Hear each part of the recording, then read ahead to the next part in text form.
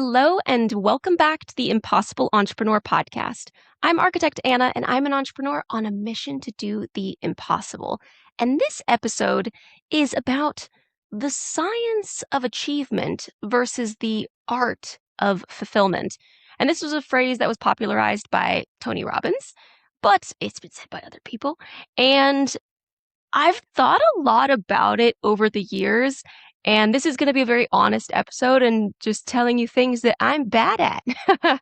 um, I try to be as transparent as possible with you guys, and I am working hard to be the best version of myself and have the best life possible. I am very much a person who thinks you absolutely can design and build the life of your dreams.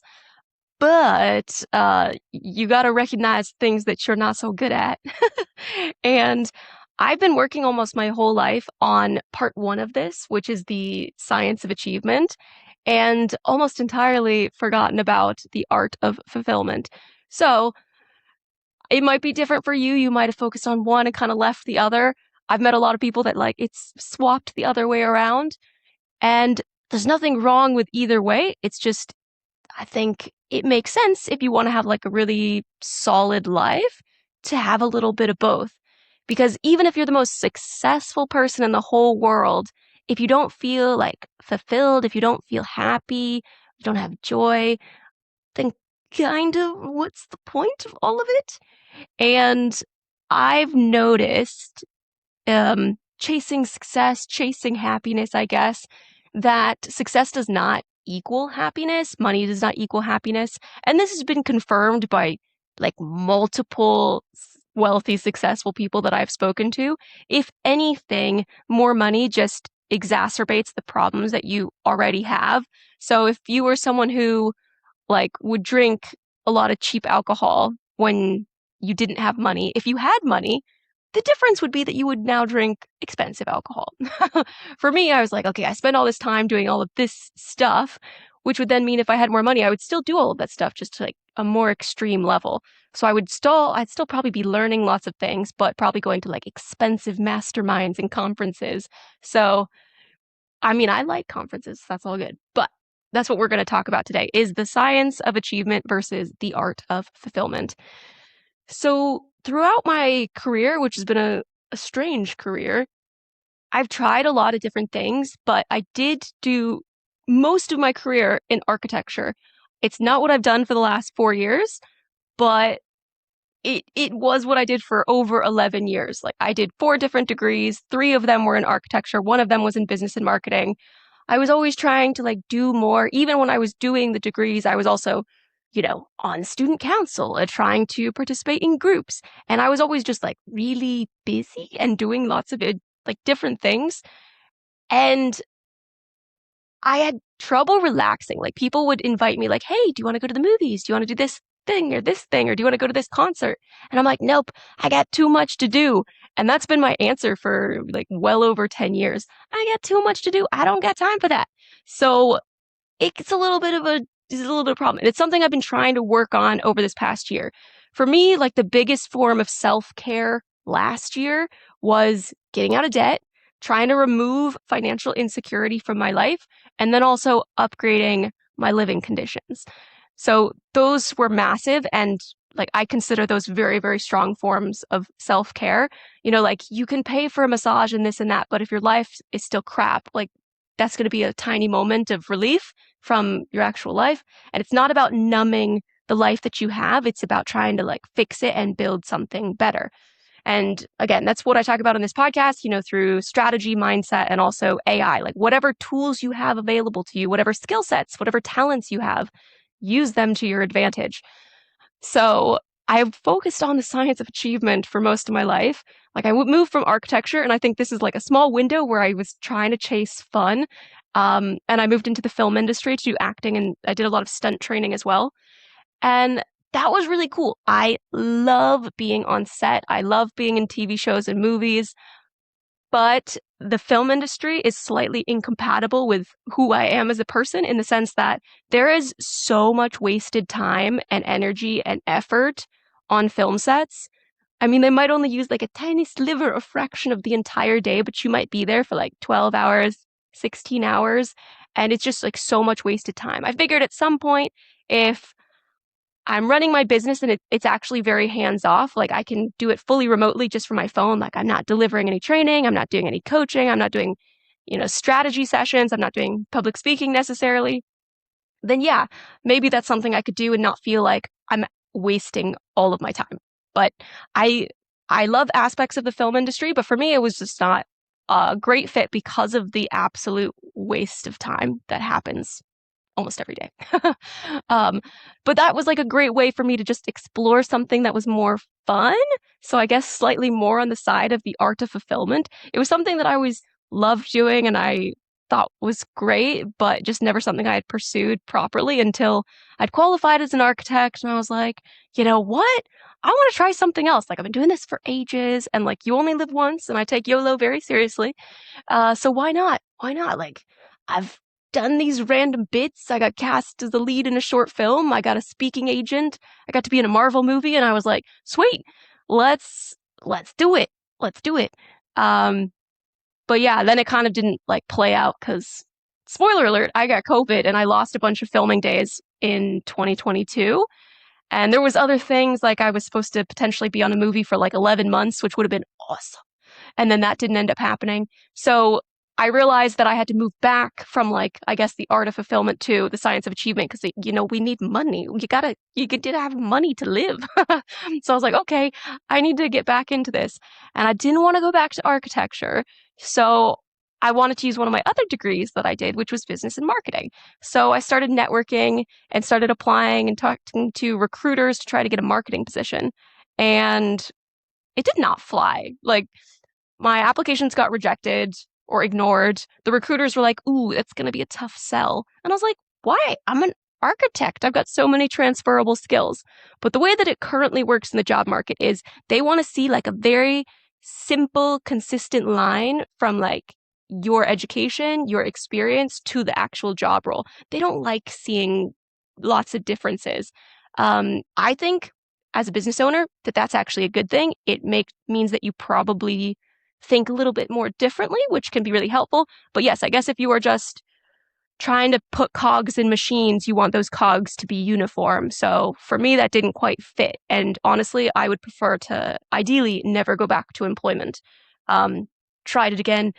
Nah. So for me, entrepreneurship is the way, and maybe it is the way for you.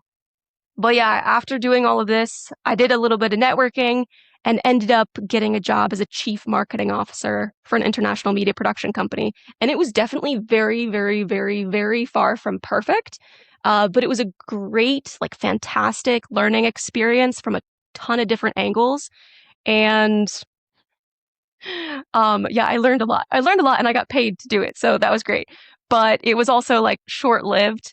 And I was like, cool, science of achievement. I'm now in the C-suite. I'm a chief. So cool. And I'm doing all these things. Like I'm doing logistics across countries. It's awesome.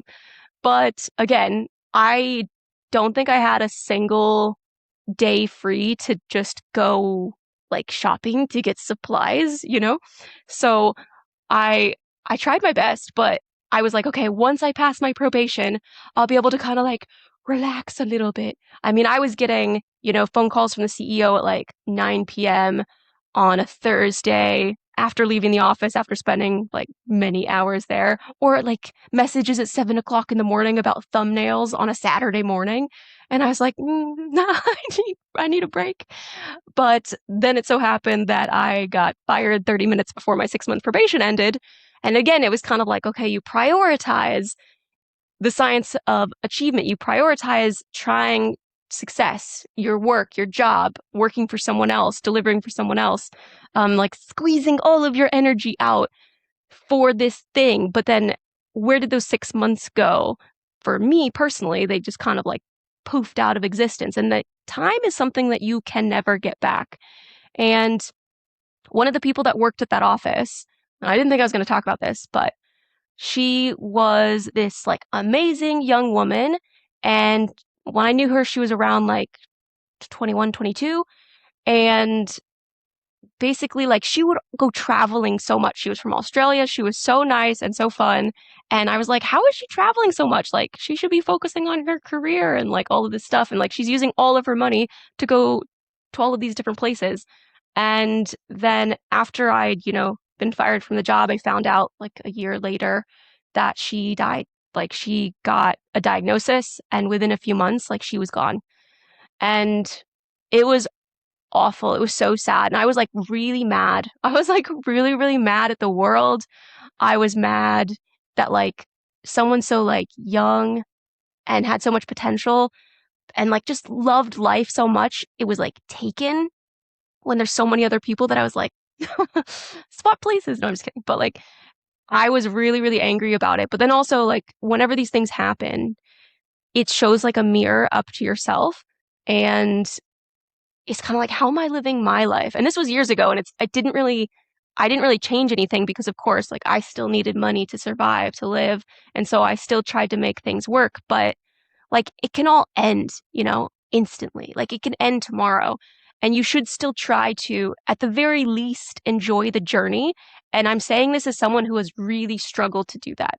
Like I've always been like, okay, when I get to this point, I'll be happy. When I do this, I'll feel better. When I do this, like I'll feel like I've done something. I said this about becoming an architect. When I became an architect, it was during the pandemic.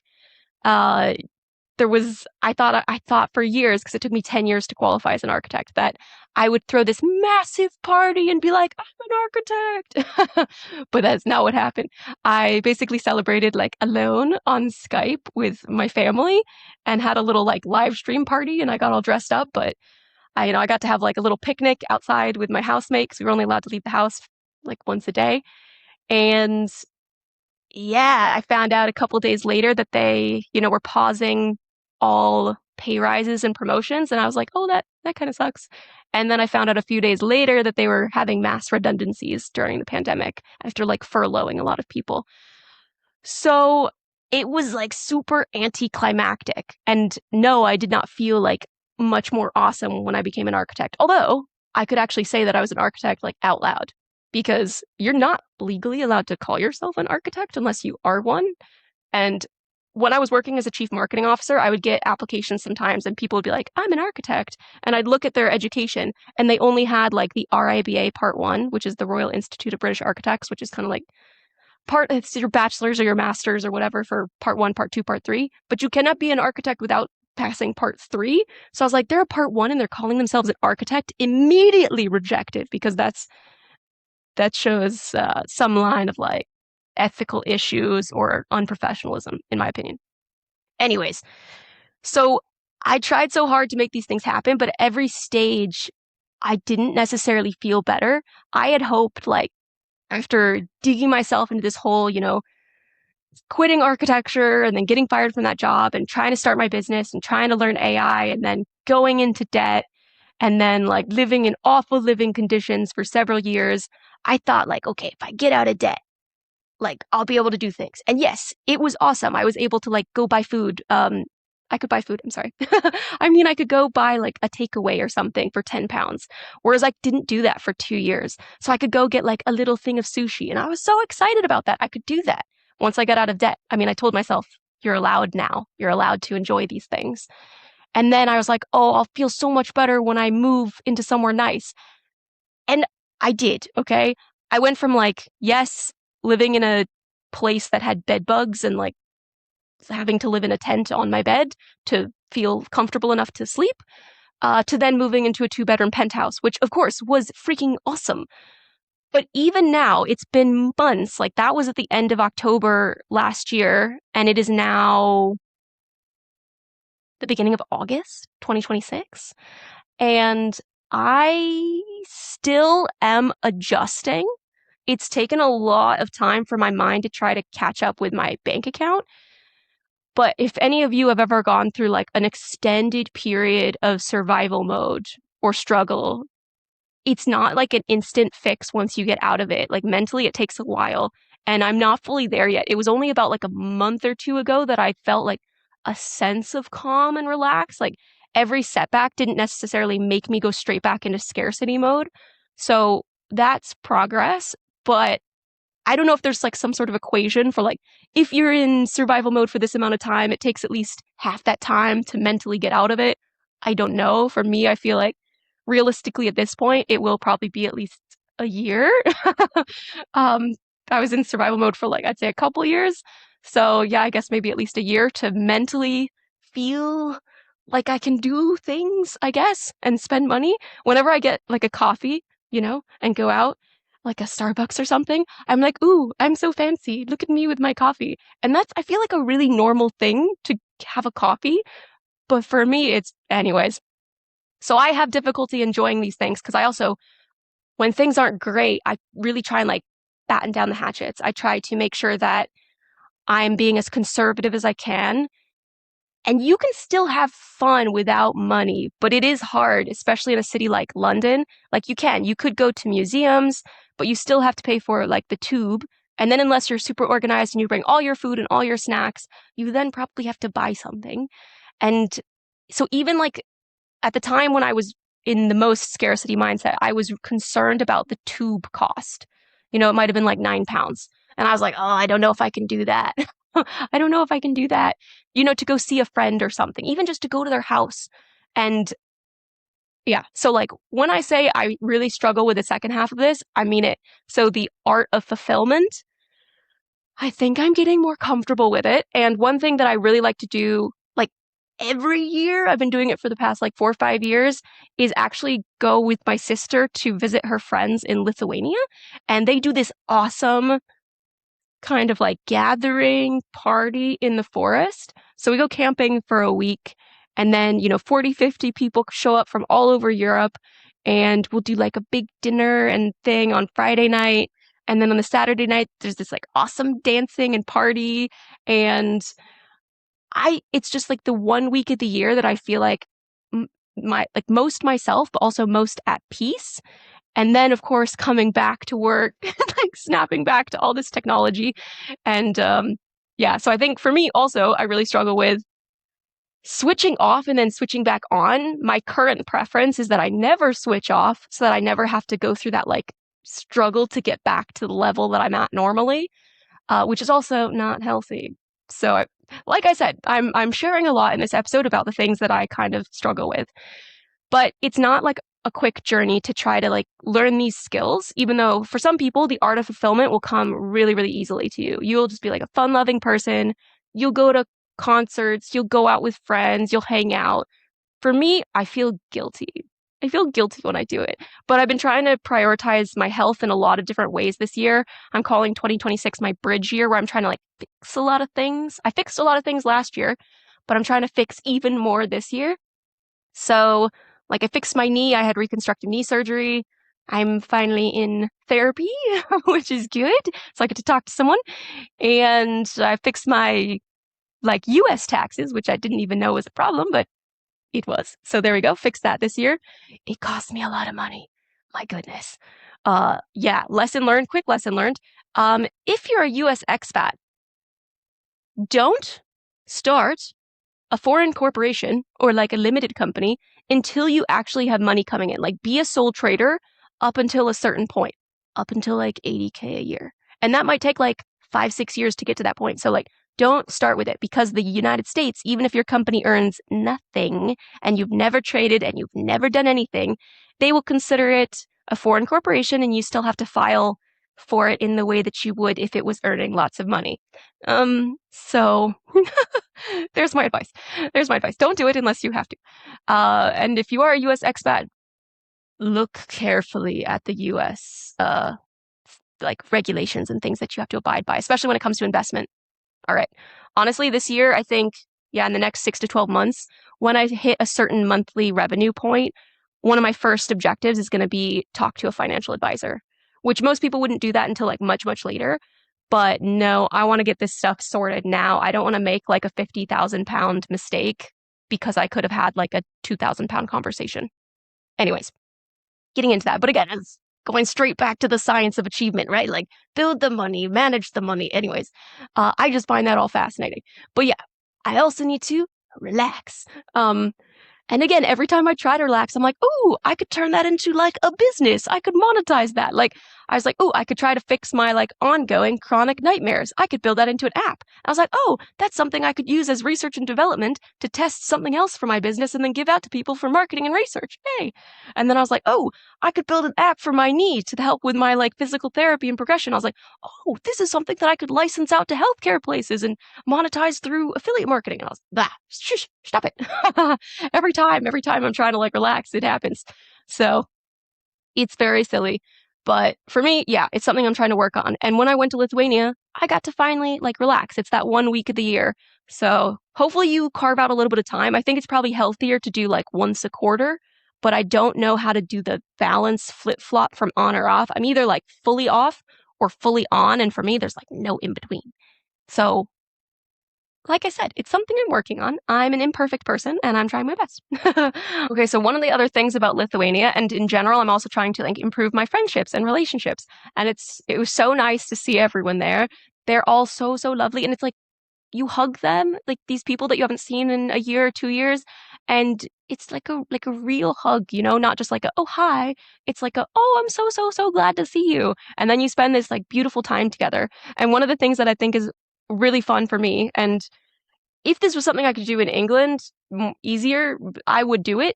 But I just consider it like a Lithuania thing that I only do in Lithuania, even though there's tons of other places you could do this. Basically, I go mushroom hunting, and I can't be trusted with all mushrooms because I don't know what they are or if they're poisonous. So I only look for one type of mushroom, which are chanterelle mushrooms. They're kind of like orange ones that do this, and they're so fun, and they're really tasty, and they have less worms. So I asked lots of questions over the years when visiting my friends in Lithuania about like, how do you find the mushrooms? Like, then what do you do? How do you clean them? How do you cook them? All of these things. And in Lithuania, they're called grybas mushrooms. And so I've gotten really, really good at grybas hunting and grybas cleaning. If it's rained, if you wait like 2 days, you have a very good opportunity to find these grybas in the forest. And if you look like on a hillside, at where the water is about to go off the hillside, you're going to find like a good amount there. If you find one, you're likely to find others in that area, and they hide. They're like, boop, they like hide underneath the moss.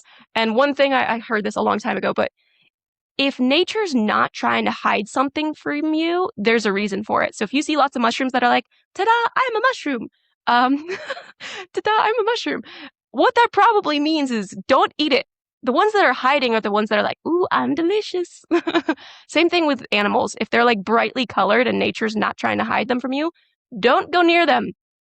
Don't go near them. There's these like little blue water dragon things. Super colorful. If it's super colorful, stay away from it. But yeah, also snakes, all of those things. So yeah, hunting the mushrooms, I think is super fun. So I went grybas hunting with a little bucket and found a lot. I mean, like a lot, this many, you know. And then I spent a couple hours like cleaning my mushrooms as well as everyone else's mushrooms. And there's a special like mushroom brush, which has like a little bristles on this side and then like a little curved knife so that you can like check the stem of the mushroom. Because also how you get the mushroom out of the ground is key. You want to make sure you go from the bottom of the stem. Okay, you want to make sure you take all of the moss and things off the top and then try gently to pull it up from the bottom as much as possible, because when you're cleaning it, you want to have as much to work with as you can. If it feels squishy on the stem, that means it's probably got a worm in it and you need to cut that bit off. So yeah, you cut it until there's no worms and then you use the bristle part to get all the dirt off. And mushrooms also aren't supposed to like get super wet. Like you're not supposed to soak them in water. So yeah, and you clean them, you can rinse them off and then dry them. So you can dry mushrooms and keep them for later. But what we did, and this is really, really cool, so like follow along, is cook them on the stove in the forest with some onions. And then because they made a pizza oven in the forest, I've got pictures. It's awesome. We then made pizzas. And so we did like a cream sauce type pizza with then the mushrooms and onions on a pizza in the pizza oven in the forest. So it was awesome. Found the mushrooms, cleaned the mushrooms, cooked the mushrooms, eat the mushrooms. But also it was my way to contribute to the group because I was like, I'll bring candy from England. What else can I do to make people happy? And I was like, people love the mushrooms. So that's a funny little story about that.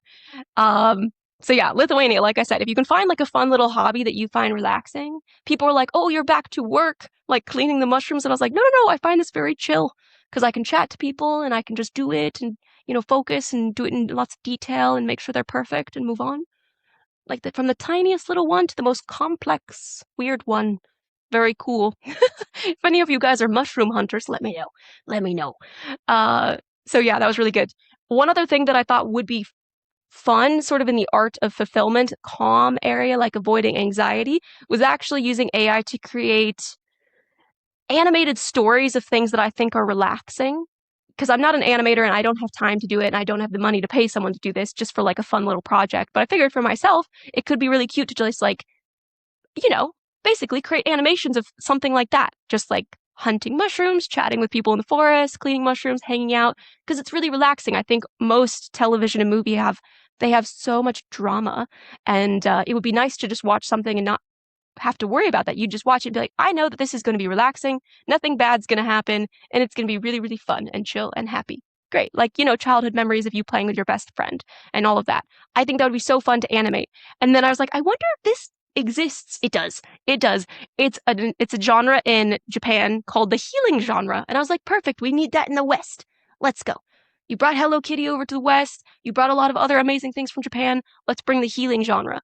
I felt like the movie, um, oh my God, it's totally like spacing from my head. Project Hail Mary. Yeah, Project Hail Mary. I thought that that had elements of healing genre in it, just like really cool, nice, chill moments, but then it did add, some drama in there for Hollywood. But anyways, so for me, I don't know if I'll ever find like a full relaxing art of fulfillment. It could be that every time I try, I turn it into some sort of like content creation, monetization work piece, or at least upskilling opportunity, because that's just how I'm programmed, I guess. I'm still a human though. Um, but it's something that I'm trying to work on. So trying to be around people that do appreciate these things, that do relax and just love life, as well as a lot of the friends that I have are that are like pretty intense, just like me. But yeah, so that is a little bit on this episode of the science of achievement versus the art of fulfillment. And those are just my examples. You probably have a lot of examples of yourself, how you've been trying to achieve many, many amazing things, and also how you try to feel fulfilled. I've also tried to like look into ikigai, which again is Japanese philosophy for your like purpose and meaning in life. But yeah, it is about like finding this fulfillment and getting closer to it. But again, it's not an instant fix. It's something like, you might have to take some time to work towards. So I think eventually when I have like a super, super, super amazing life, like my life's already pretty good now because of the work that I've done. But I think when it's super, super amazing, I'll know it's because I spent years and years working really hard to actually make it happen, designing it out, planning it out, making it happen. So whenever I find something that I don't like in my life, I'm like, let's design that out. Or something I'm like, ooh, I want that. Let's design that in.